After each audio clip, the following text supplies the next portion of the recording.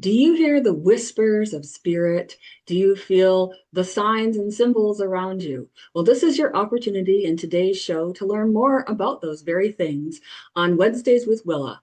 This is my weekly podcast show that airs on Wednesday mornings at 10 a.m. Eastern on my Facebook page, Willa White Medium. It also goes out on my YouTube channel and is now available wherever you listen to your podcasts on Apple, Spotify, and all those great places. And it's an opportunity for us to talk about things related to spiritualism, mediumship, healing, faith, family, and more. And I'm thrilled to welcome back onto the show a very special guest. He's well-versed in mediumship himself, and that is John Holland. He's a well-known medium and author of many books, and John has been featured on many documentaries as well as the A&E, Biography Channel, and History Channel. And he's here today to explore the language of spirit, to share some of his experiences so we can have a beautiful conversation about the whispers of spirit.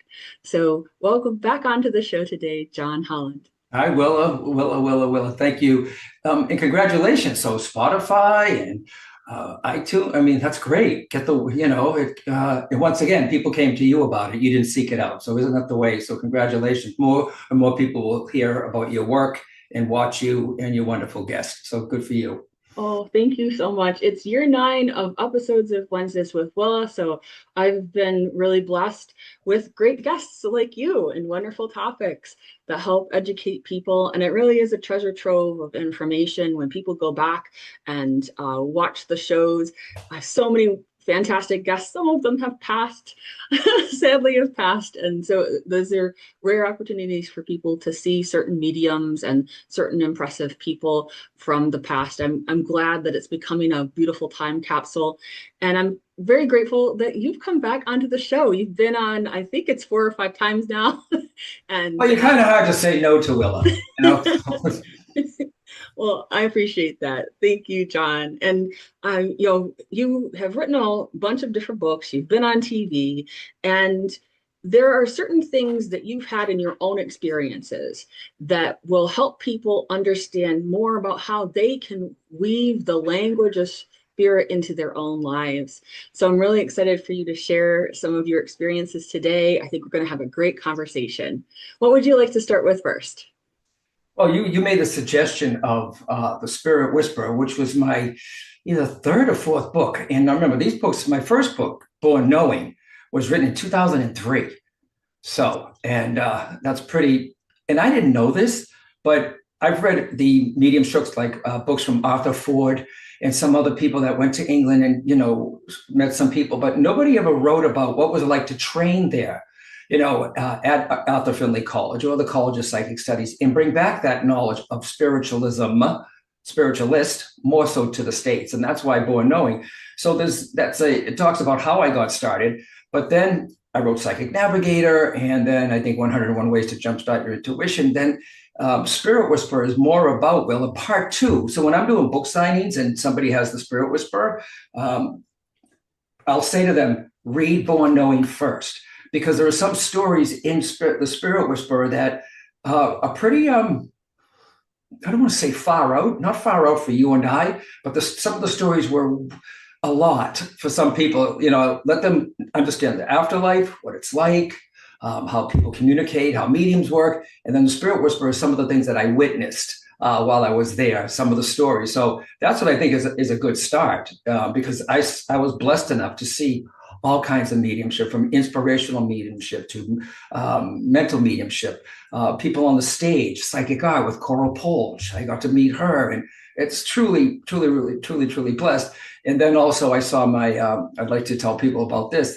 I don't think if I wrote about my first transfiguration experience in person in England, I think people would find it, like, what is this? So after a while, I knew I could put out that story too. So that's one I'd like to share with you. Yeah. So transfiguration mediumship is when the medium is there. Well, have you seen it before? You must have. Absolutely. In fact, it's so funny you're mentioning this. The very first time as an adult that I sat in a mediumship circle in Lilydale, Mm-hmm. I experienced transfiguration. I my first message I gave in circle was about actually seeing the transfiguration of a face over this lady, and she understood it perfectly. Right. So transfiguration is when the medium is there. Sometimes it happens normally too. You look at someone and their face starts to change and you shake your head. So people might think, is it a trick of my eye? With transfiguration mediumship, you could watch a medium. This is their forte. This is what they do. It's when a slight film comes over their face, ectoplasm, right? But I don't want you to think it's like they show in the movies where it's like smoke, coming up here in this gray mist with sparkles, and then out it comes. It's really, you have to see it to understand it, right? Well, you have to see Oh, with yeah. your own eyes, right? It's almost like a hologram effect that occurs over Right, someone's face, and they take on the features of another person temporarily. exactly. Maybe someone, while they've been driving down the road or walking down the street, has sort of glanced over at another person and thought, my goodness, that looks just like my father. That looks just like so and so.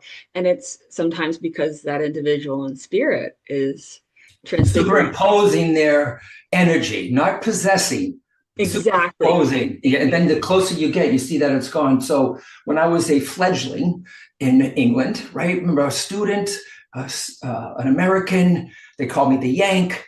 But I was truly blessed, and they took us to see this transfiguration medium. And they said, John, do you want to go? This is what the Melksham Spiritualist Church named Margaret Stanley, and she was a forward-thinking minister. She was a spiritualist minister, but she was thinking way ahead. She broke out of the mold of, some of the things. She would take us to some places, to castles that were empty or homes that were just showpieces. And we didn't know where we were. And then she'd give us a pad of paper and say, go into the room and just tell us what you're getting. Well, that's when I realized I have place memory where I can go to a place. And that's what they feature on, when they did Mediums We See Dead People, which is also, they can see on YouTube. So she was forward thinking. She said, do you want to come with us to see this a transfiguration medium? And I kind of knew what that was, but not, I said, absolutely. So we're sitting in this, so we walk into this hall, okay?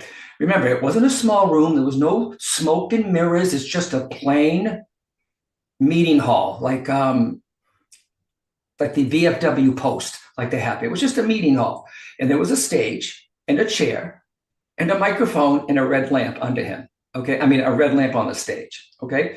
And they didn't even, so now for the people that are old enough, think of Uncle Festa on the Addams Family.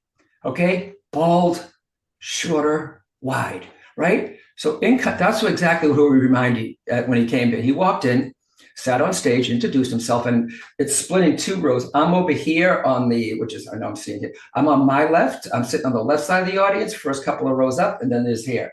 And I can't remember how many people were there. He introduced himself. Remember, completely bald Caucasian, right?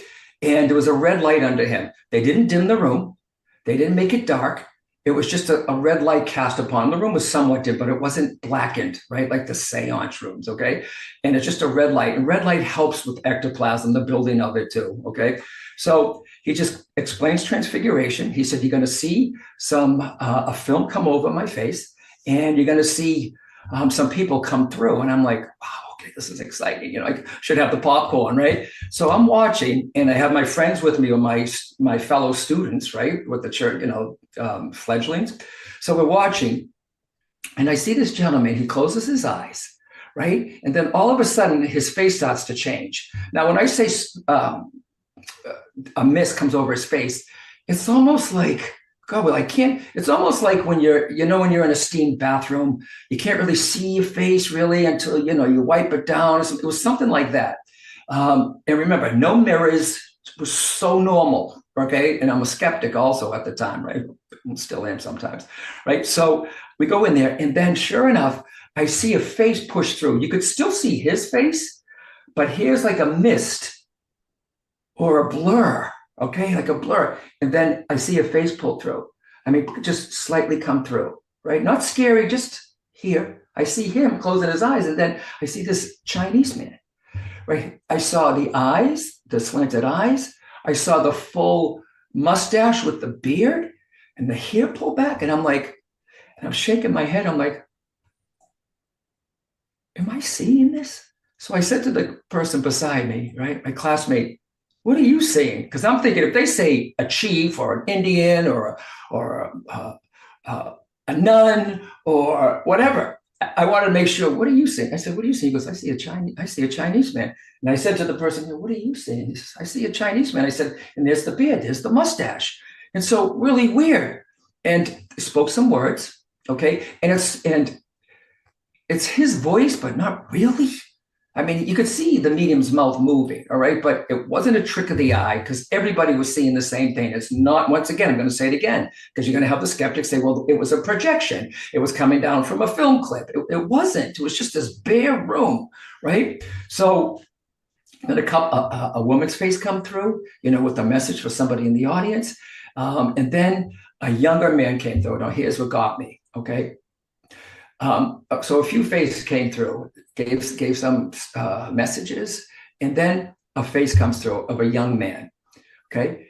And he looks, it's so bizarre. You see the medium's face still behind this, and then you see the spirit, okay, of this young man do this. It's really weird, right? I'm like, oh my God, right? So he looks over to my side of the audience. He said, John. And I went, what? No, not me.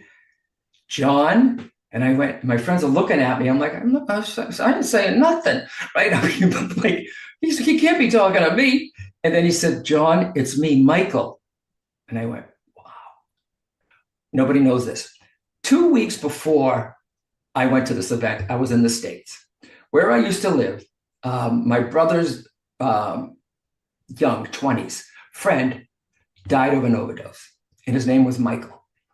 And he said, John, it's me, Michael. Now, did it look exactly like Michael? Not really. I saw the spiky hair. This kid had like hair like a brush, right? I saw the spiky hair. And he said, and I said, yes, it's me, Michael. It's John. And he said, hello. And he said, I forget the exact words, but he said, now remember, 2 weeks before this, his family, I was told where I live that he died from a heroin overdose. They never knew if he overdid it himself or it was an overdose. So he looks at me and he says, please tell my family it was an accident. I didn't mean to do this. And I went, wow, because nobody knew my name there. Nobody knew the name Michael. Nobody knew about him dying of an overdose. And he turns to me at this thing saying, please tell my family that I didn't do this.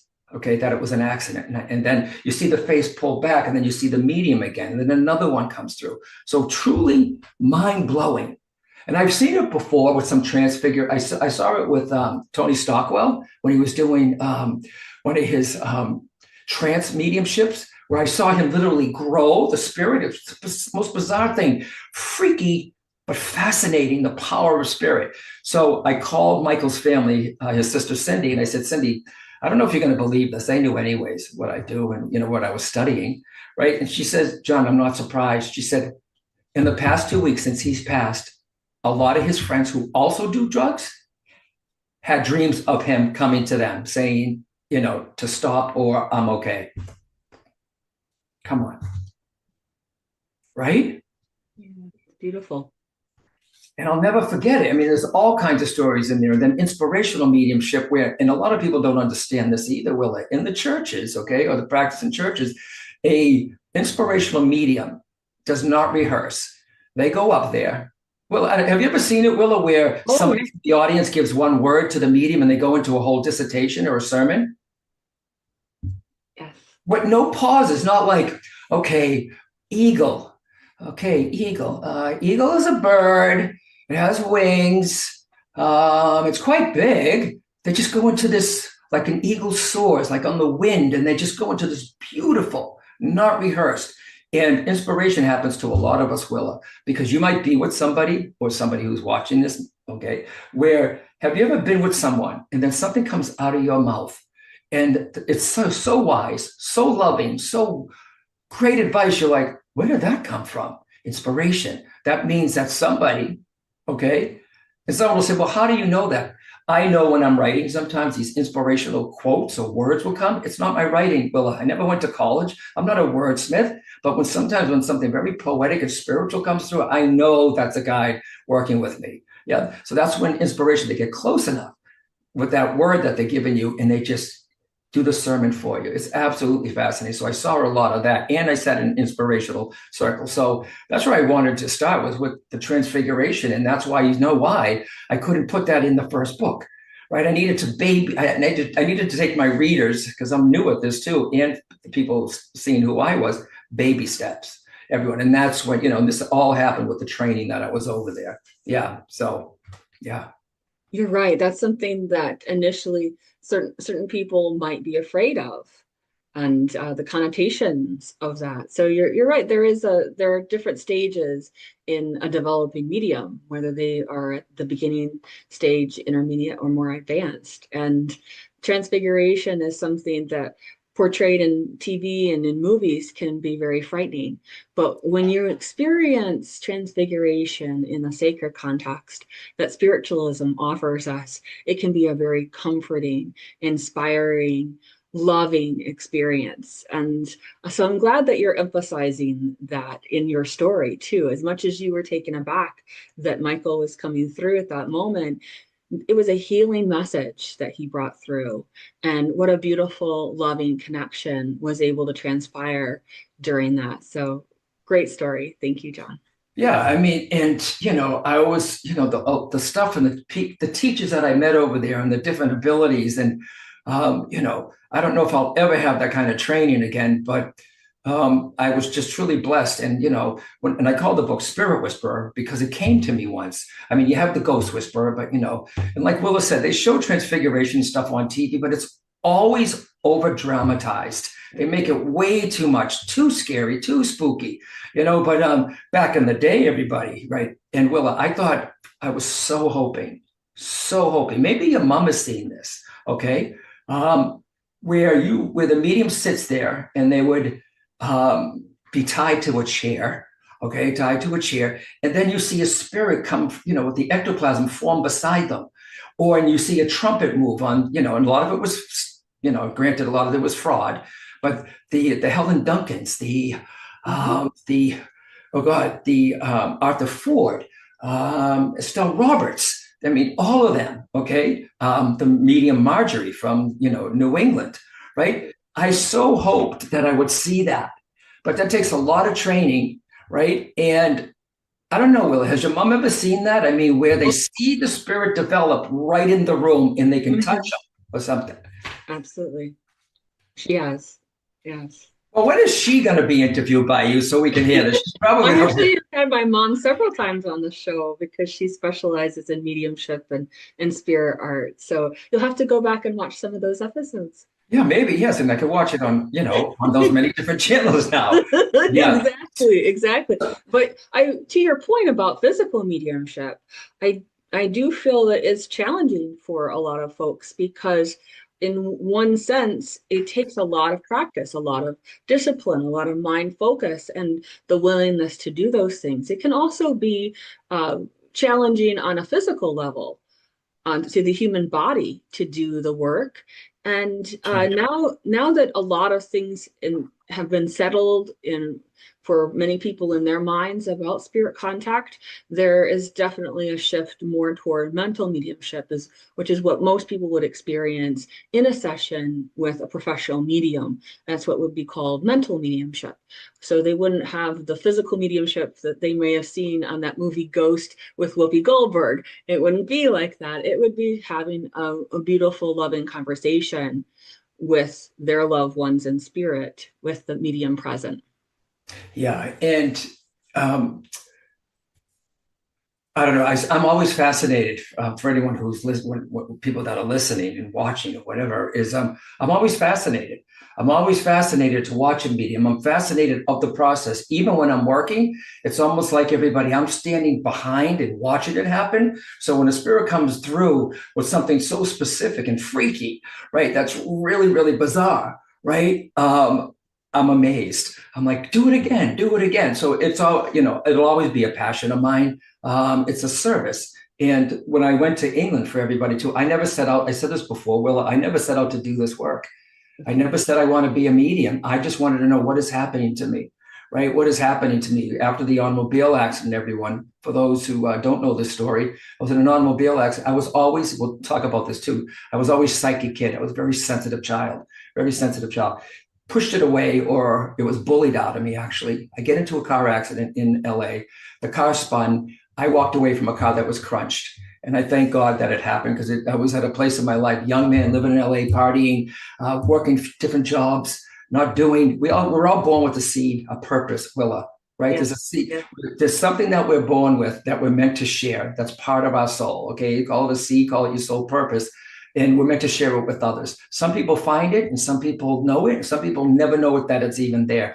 My purpose, when I was born, I was unbelievably could draw and very sensitive psychically or intuitively as a child. Those are the seeds that were planted there. As I got older, lived in LA, I didn't do any of that, any of it.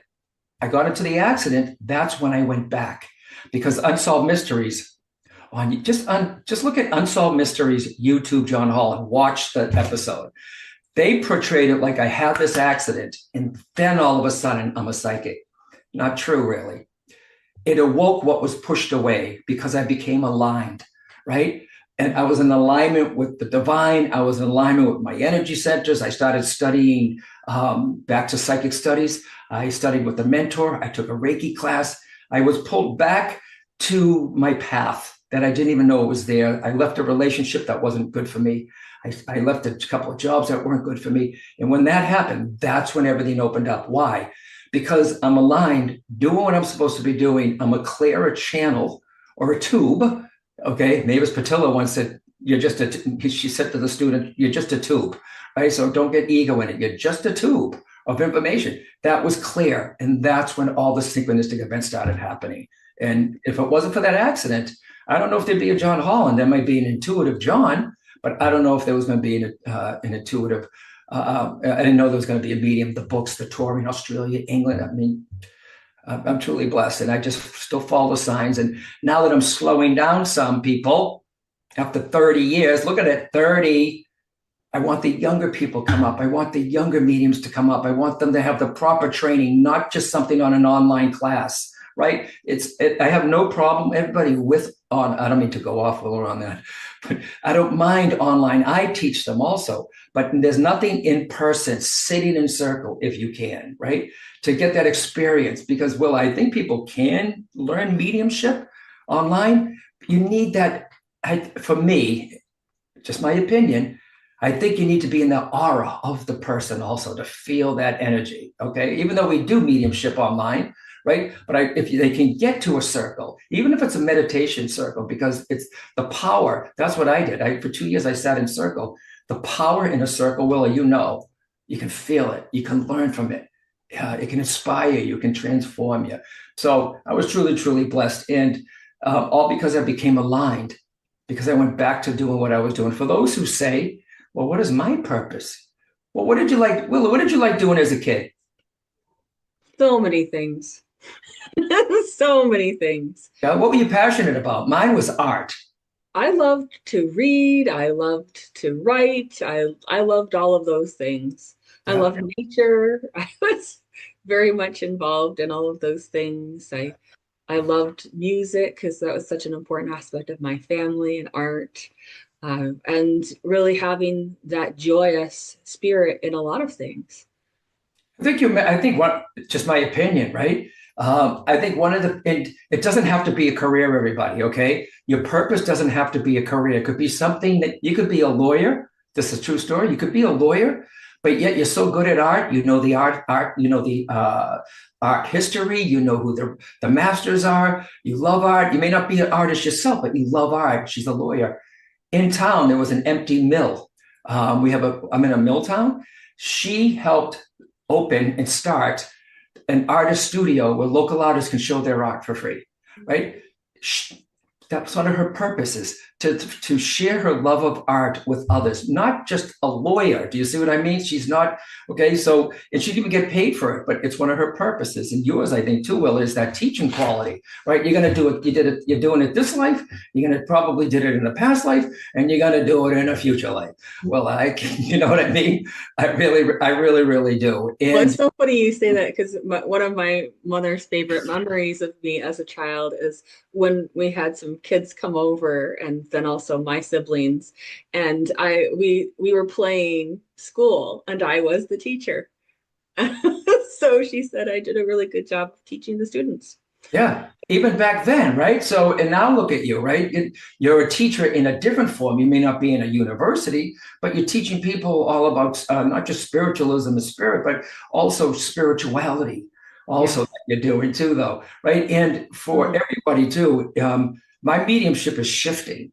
Willa, it really is. I'm going more into the healing side, which is the highest form of mediumship, by the way, too. And also in the Spirit Whisper, I talk about watching in healing sessions, right? Well, someone would walk in like stiff from arthritic knees, and then when they get up, they walk in a little better, right? So, you know, when they're with healers, the healer's not the healer.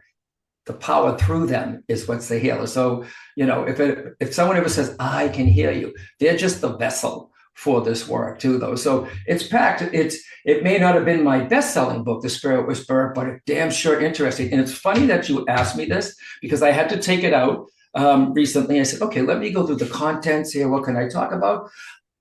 Once we write a book, some people, we never read it again. I'm going to read it again because it'll take me back to that excitement. It'll take me back to Uncle Festa, okay, the transfiguration medium too. But by the way, when that ended and you could just see him come more into focus, that's when he opened up his eyes and just said, thank you. And there wasn't a lot of bells or whistles. And yeah, truly fascinating. It's still out there also, but I so hoped when I went to England that there were mediums. And if there are mediums that do this, they're quiet about it, Willa, about the, where you see the spirit build behind them or move something in the room. And when I was in England, I don't know if you ever heard of her, if she came to the States, Joan Lambert. She's a Welsh medium. And I went into her house for the very first time. Margaret Stanley, the minister at Devizes Church in Melksham, got me an appointment with her. And I could feel, you can tell this was a real spiritualist woman, skirt, tea, proper. And we walk in, I could feel spirit. Spirit was embodied in that room. It was like part of the walls. You could just feel special. And then my grandfather came through and an aunt came through, and she said, and she's the one that kind of took me under her wing and said, you have an ability, young man. Let's see what we can do with this. And I just had to just take a leap of faith, everyone. And Spirit Whisper is more about taking that leap of faith and staying in Willa there in the UK. Because some people will think about it. A lot of things that stops us is our own belief system. Who am I? I'm going to go to England. What? They're going to laugh at me? I just knew it was right because I felt it. Anytime you feel right, everybody do, just take a chance because it could change your life. Yeah. Mm-hmm. That's such a good point. Yep. We are being guided by that divine spark, that soul that's always deeply and wonderfully connected with the divine. And that's what you were allowing. Yeah. And a lot of people ask me, is there another book in you? Maybe. I mean, I have to be, a title has to come to me or an idea. I don't write just to put out another book, right? I'm not a natural writer, and it takes me about a year to write one, right? And the people who say, and someone says, well, why don't you just use inspiration and have your guides do it for you? Okay, there are some people that do that. I know someone that could write a book in 60 days, right? Amazing. That's not who I am. So will I write another one? Maybe I got one more in me. Okay. It'll, one more. And I've been blessed. I've been with Hay House for, since 2003, it's 23, 24 years now. So it's changing and it's shifting. And we'll just see where it goes. And I encourage those that are serious about mediumship or have that calling, not because you want to be a star, not because it's the in thing to do or how cool, right? It's something inside you, Willa, right? It's a service. Mm-hmm. Then get the proper training because you will be guided. You will be guided.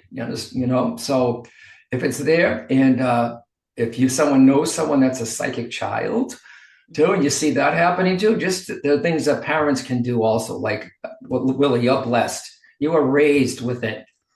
Yes. Some people weren't. I wasn't. I was called weird freak. Something's wrong with you, even though it was my grandmother, Italian side of the family. But it was never discussed psychic. It was grandma knows things. Be careful what you think. Grandma knows things. She was a natural medium. Yeah. Yeah, and it can happen like that in families. I know that my mother was shushed by her mother because she would make observations that were, of course, intuitively or spirit derived. And she learned not to talk much about it because she would get shushed. Even though my mother's father was a healer and did all those things. It's just that, you don't say those things in public. And to some extent, I understand that, because even growing up around this, I definitely didn't tell people what I was experiencing on those other dimensional levels. Except for my family, it was not something that I was willing to share with anyone. And so I think that actually is a good protective thing initially for people, so that they don't allow themselves to get into having to defend too early on their experiences, because nothing trumps personal experience. And you can tell another person your transfiguration story and they could poo-poo it. They could, like you said, they could say, oh, that's a projection that someone was using, and using video over top of that person, almost like a hologram effect. And you're like, no, I was there. I looked, by the way, too. I'm looking for the cameras. I'm looking to make sure. Yes. It was a bald guy, short and round, on a stage with a red light in front of him. That was it. And yes. And the white walls. That was it. But I think initially people have to build their confidence level, their spiritual poise to be able to handle these things. And to your point, I certainly appreciate the fact that while my mother and my father both fostered this intuition and mediumship in me, they did not force it, and they never put it on display for anyone. They never said, hey, Willa can do this and Willa can do that. It was never an expectation of performance. So I always recommend to parents, don't put your child into the spotlight, and don't start telling family members, because what I've seen happen time and time again is well-meaning friends or family then bombard that child with, well, what does grandpa say now? What about grandma? Does she want this? There's a strange expectation that starts to happen. It's a bit too much pressure, especially developmentally for children. Wouldn't you agree? Let's talk about that, because there's a chapter in there. And I said, when I had to figure out, okay, what do I want to write about? So it's called Sensitive Child, Psychic Child. And kids are being born, especially lately, more and more sensitive, right? They call them the indigo kids or the rainbow kids. I mean, that's back in the day. It's still a word that is used. Dolphin children. I've heard of everything. Feather children, all kinds of things. Right. There are some kids all kids are born very, very highly intuitive, everyone, because nobody told them they're not supposed to yet. When kids are young, they're running around, they're free, they're free, they're dancing, singing, coloring, they're coloring, and they may color somebody in the color of green. You might have somebody that's got the kid drew them in purple, right? Maybe the kids see in the color of the person, right? Their aura, we don't know, right? Because you'll be like, why are you green, man? I don't know, mommy. Kids, you can't really lie to kids. Because if parents have an argument, okay, if parents have an argument in the house, and the kids, let's say a heated argument, and the kid walks in and he just caught the last of it, or didn't, just happened, he walks in and the kid feels it. Are you okay? And yes, honey, we're just having it. The kid knows that something changed in the room. They can feel the vibe. So by the parents saying, no, it's nothing. You just told the kid that he's wrong about his intuition, right? It's okay to say, honey, yes, we're just, daddy and I having a discussion. Everything's cool. Do you want a hot dog? Okay, dinner's coming, right? Instead of just pooing it off, right? But I had all these experiences as a kid, and nobody told me it was okay. Nobody right? validated your feelings and your intuitive impressions. Right. And I just want parents to know, right, to just to keep an eye on that. All right. So, like you said, I'm just going to give you some clues that's in here. They startle very easily. There are some people you could walk up behind, some kids or whatever, and scream, and they're just like, oh, hi. Me, because you have that sensitive aura, somebody does it, I would just jump out of the chair. Does not react well to surprises, seems to know what others are thinking, feels overwhelmed or agitated in noisy environments. These are just some clues. And now remember, there's psychically sensitive and then there's sensitive kids. Okay, there's a difference. Sensitive kids, they not psychic. Sensitive kids may not like wool. Their skin is extra sensitive, right? See, so there is a book called The Sensitive Child and the Sensitive Adult that goes back, but she's not using it psychically. It's not meant to be psychically, it's psychologically. Highly sympathetic to others, especially other children. These are the kids that watch the commercials with the animals and cry. These are the kids that know something happened in another country and want to help, right? Some kids, it doesn't bother them. Some kids, the world around them, whether they have a handicapped or a physically challenged classmate, they feel it. I don't mean they feel their illness. They feel that they feel very, they have empathy for the person, right? They can see what other people are feeling. Like I did, I knew kids aren't stupid, everybody, okay? If something happened and the mom says, no, everything's fine, the kid knows. Right. So you have to phrase it to say, tell the truth. You don't have to tell the kid everything. Yeah, because people can lie, but energy doesn't. Yeah, exactly. And psychic kids do that. A lot of kids do this, but psychic kids do deep thinking questions. Right. And isn't it funny? I'm not a parent, but there's a certain age, Will, I think you may know this. There's a certain age where kids become obsessed with death. They do. It's a certain age. I don't know what the age is, or they're afraid that they're going to lose their parent all of a sudden. I've seen this happen with a couple of kids, like my ex's niece, or our niece. She started asking about, they start thinking about death at a certain age. What is that? Right. So I don't know if it's because the evolution of the mind with the child, but something's happening there. Yes, so there's a developmental age that does happen in a span that starts to kick in for them when they start to see mortality or death more prevalently around them. Yeah, and it freaks them out because they're thinking they're trying to make sense of it and rationalize it. And it can also be because they're having overexposure to vision things as well that start to amplify those events for them.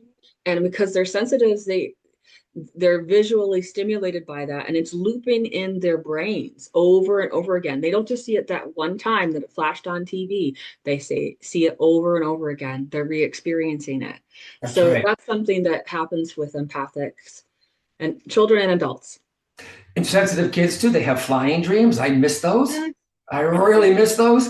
They experience high vivid dreams, sometimes come true, have the ability to go with animals in nature. Also, psychic sensitive kids, they see faces while they're trying to go to sleep, come to them. They're highly artistic or creative. These are all just clues that your kid could be not just sensitive, but psychically sensitive also.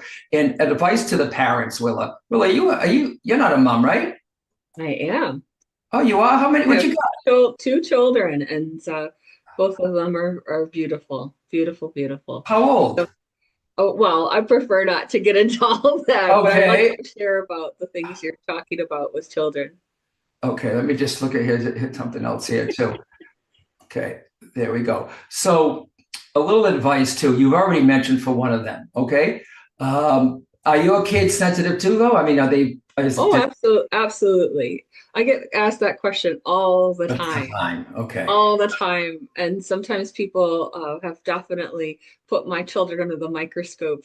And that's why I encourage people not to do that to others, especially as they're developing. It's really important in my opinion, for them to just be kids. I'm all about that, right? I'm about that. So some of the tips, everyone, and this is part of the book. That's why we're talking about it too. And I wish I had this advice when I was a kid, or my parents did. Be an aware and observant parent. One useful way is to start keeping a journal of your kid, right? And another one is be a good listener. Be a good listener. So when that kid is saying to you, mommy, daddy, grandma, aunt, uncle, whatever, there's a man in my room, right? Okay, you go look and you say, oh, honey, it's just a dream. It's your imagination. Ask them, did they say their name? Did they say something? What are they wearing? And then I would take out a picture book, not telling the kid that you're doing that, and kind of turn to you think your grandfather, that's the guy in my dreams. I mean, that's the guy that keeps coming into my room, right? So your grandfather could be their great grandfather. Listen to your kid because you're going to get a lot of wisdom, right? Yes, it could be an overactive imagination, but there might be something there. You're like, oh my God, mommy, I have this woman come into my room. She keeps saying her name's Rose. Now here's a little kid saying that. The kid's too young to know that the grandmother's name is Rose, right? The kid's only 4. You never talked about your great grandmother or something. So those are little clues. Be a good listener. Just listen to your kid. Don't poo-poo them. Listen, ask the questions without scaring them. Okay? Right. Don't interrogate them in a heavy Make handed. it, yeah, like what did they say, honey? Okay. And then assess the situation and say, honey, that's my grandmother. She's in heaven, she's an angel, or whatever. Right? Yes, and I think that's a good discernment to have, because if it's someone who's not recognizably from your immediate family or circle group, then that's another discussion that Yeah. you need to have on energetic boundaries with that child. Yeah. So yeah, that can happen. So first, the discernment of, is this someone who's actually part of our circle? Yeah. And I think another good thing is I didn't have this as a kid. Maybe at night under my sheets or something, drawing, but it's good to a safe place for the kid, all right, for your child, where it's quiet, right, where they can think. Because if they're overstimulated, if you're in a very upsetting household with alcoholic parents, right, that are screaming or fighting mentally or physically or verbally with each other, it's going to affect the kid. It's overstimulated. All kids deserve a little sanctuary room, a place where they can get away from the crowd or just have a room to read in. Okay, a quiet room is good also, and teach them to take extra care of their body. And if they're seeing something, please don't sensationalize. Like Willa said, I've been around long enough. Well, trust me. Okay, let me say that again. Trust me. Where they try to make them, the TV shows with the pageants, the little girls with the mothers. I've seen that happen, right? Mhm. Where a mother knows that the kid is psychically sensitive and say, "Go ahead, do it. Go ahead." You're forcing that kid. You're forcing that kid to do something that they're not comfortable with. And are you really doing it for the kid? Or are you doing it for yourself? Right? Well, the parent. You're showing the kid off. Don't do that to the child. Let them know that their psychic ability, it's natural. They don't have to broadcast it. It's part of, some people play music. Some people are good at art. Some people are very sensitive to other people's feelings, but let the kid be a kid. Mm-hmm. Okay, let them go play outside, because those are very, very important years. When I was younger, I've talked about this before. My dad, very, very bad alcoholic. He bought me my first art kit, ART, with the easel and the chalks and the paints. But when he was drinking at night, he would wake me up in the middle of the night and say to me, if he had a friend with him from the bar, he would say, show him how you draw a horse. I just woke up. So he sucked the joy of art. Right. Was gone. Mm-hmm. I didn't want to be forced to do it. And it took many, many, many years for me to start as an adult. Many years to get back into art, to oil painting and drawing that I don't even advertise really or show it. Right. So please don't force your child. Help them be a kid. Let them know that it's there for them. And here's the best advice. Number one advice. When I say a kid, we're talking, Willa, what do you think? 7 onwards? 7, 8, 9, 10, 11, 12? Mm-hmm. Yep. I would say even as a teenager, they should be allowed to be a kid at that point still. Yeah. Yeah. And I would just say, very important point, they should be allowed to develop their own personalities before they become a consistent conduit of other people's personalities. Yeah. It is really important. So some children, sure, if you want to say 18 is the adult age, that they could maybe start sitting in circle, and that it would be appropriate for them to develop energetically condition themselves to do the work of mediumship. They would have to have a lot of natural proclivity, a lot of beautiful, loving support from parents, and a lot of things that would help them to be cohesive later on as they build their development as a medium. Yeah. But for some people, they should wait until they are older, more through their adulthood, Okay. have really started to cement that personality. Because as you know, especially if you're strongly clairsentient, you're going to be feeling other people's things, the way they pass, the way they thought about things, and it might not be developmentally appropriate for you, and you may get a little lost in someone else's essence. So we want to build that strength of your own mind. Harry Edwards was a very famous medium and healer from England, and he said that in order to do mediumship professionally, you needed to be of even mind. Yeah. And that needs to be established first. So that's what I tell people, especially if they're asking, well, can my child go ahead and sit in circle now? They're 12. When I said 3, 4, 5, 6, 7, 8, I didn't mean it that way. But I agree, right up into a teenager. When I said that age, this is when it starts showing itself even more. Mm-hmm. But number one piece of advice, I would like instead of, it's okay there's plenty of things to do as a kid. You got a 4-year-old, right, who's saying, okay, I say, turn down your lights, right? The kid is saying he's sensitive at night. He's seeing things here. Turn down the lights. Point to the flowers, to the energy centers on them. Okay, let's turn down the blue light. Let's turn down I just came up with that, not now, but let's turn down your lights, honey. He doesn't understand chakra, okay, or spinning wheel in Hindu, the word, but he might make himself, okay, if that's younger. As they get older, right, what I'm trying to say, Willa, is number one piece of advice, let the parent get an education on how the mechanics of psychic ability work. Instead of making the kid, read this book on aura at 6, right? You understand it as a parent first, because, there are plenty of books out there. Psychic Navigator, my book, Psychic Navigator, Chakras Are a Meditation Breath. It's an easy one to start with.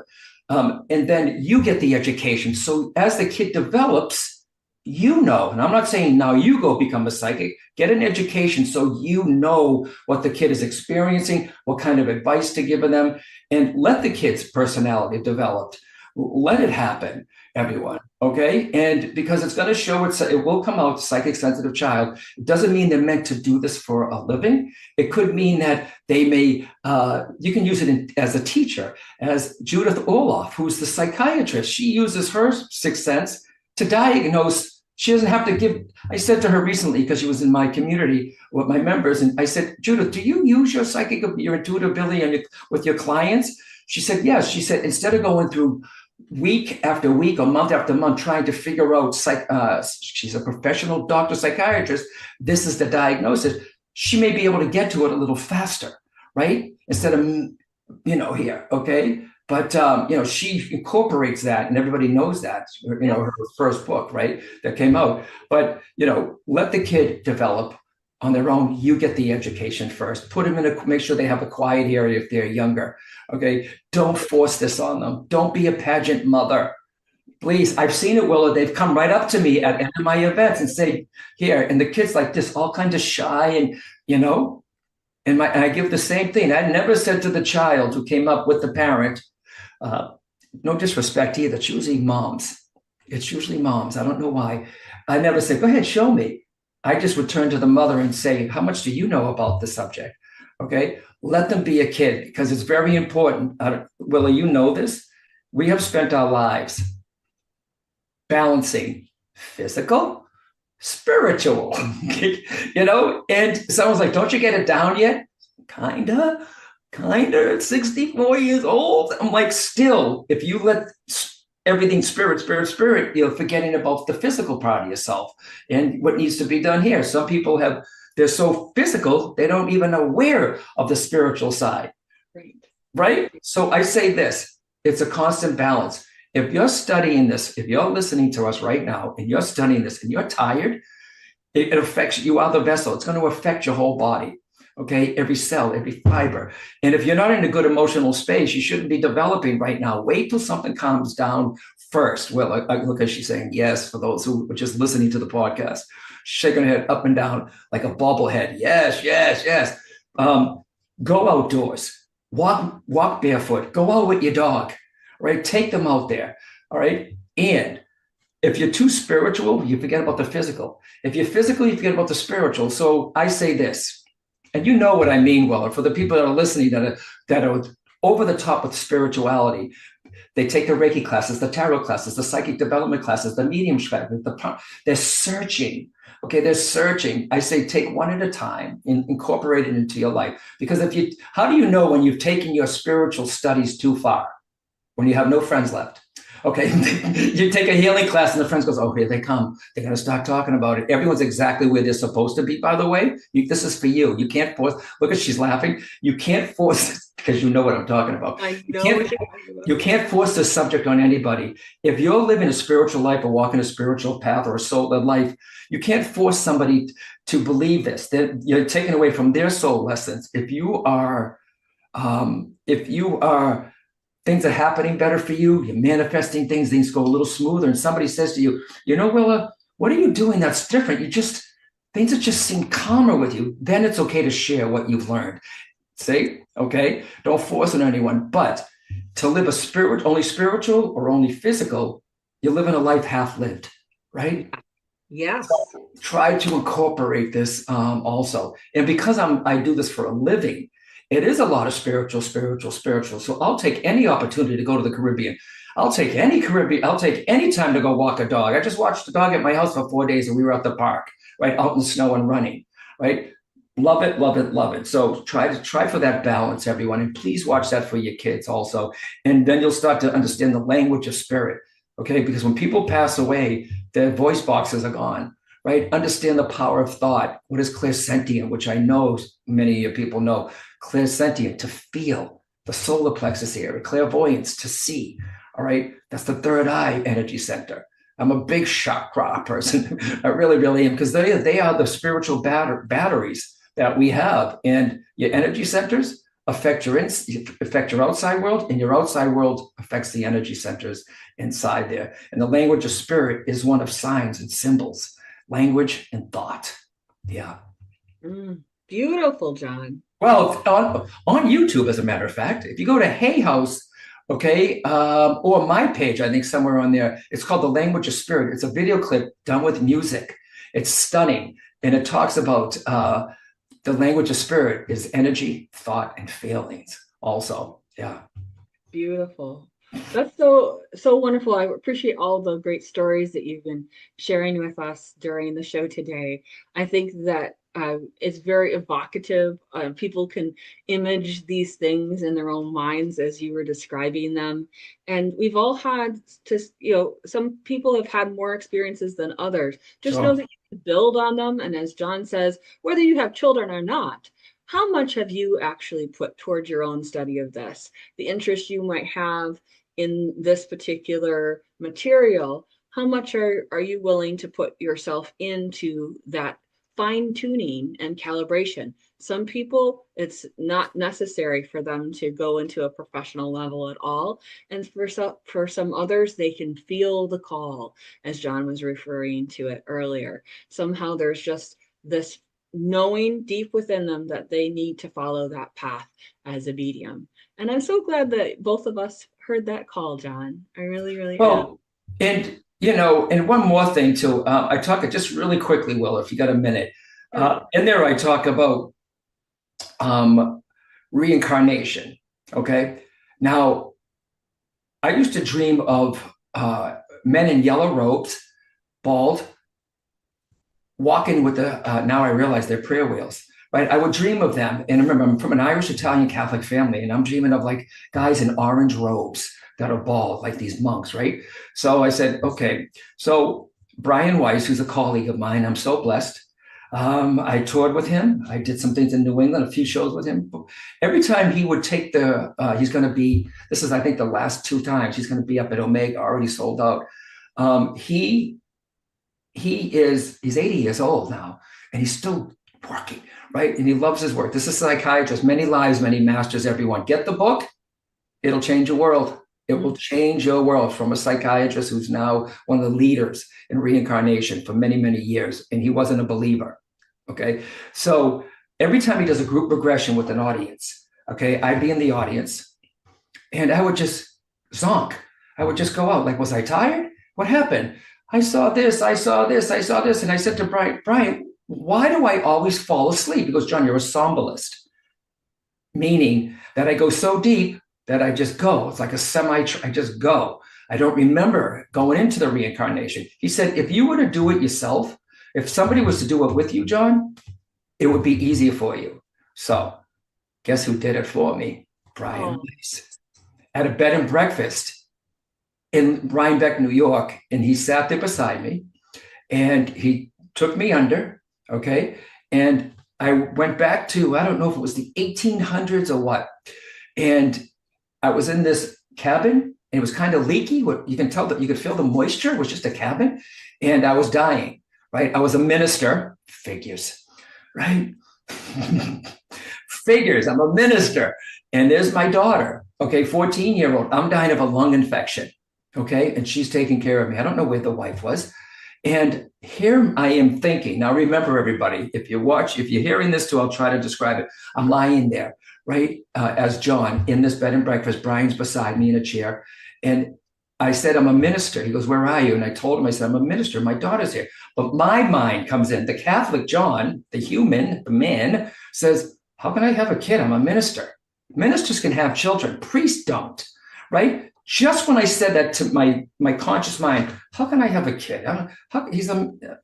Ministers can't have children. I said that in my head. Brian says, even if you're second guessing yourself, just go with it. So it was almost like he was in there with me, right? So I end up passing away, right? And then I pass away and I go to that in-between place. These are things that you hear right about. And you're like, God, I want an experience like that. Well, I had it, right? And I was in that in-between place where I was on the other side. I saw all the colors, the flowers that can't be. I felt the guides. I didn't go into the tunnel, but yet I wasn't here. I was in that in-between space with the guides, right? And then, Brian brought me back. But funny enough, in this life, okay, in that life, where my daughter, she was my mother.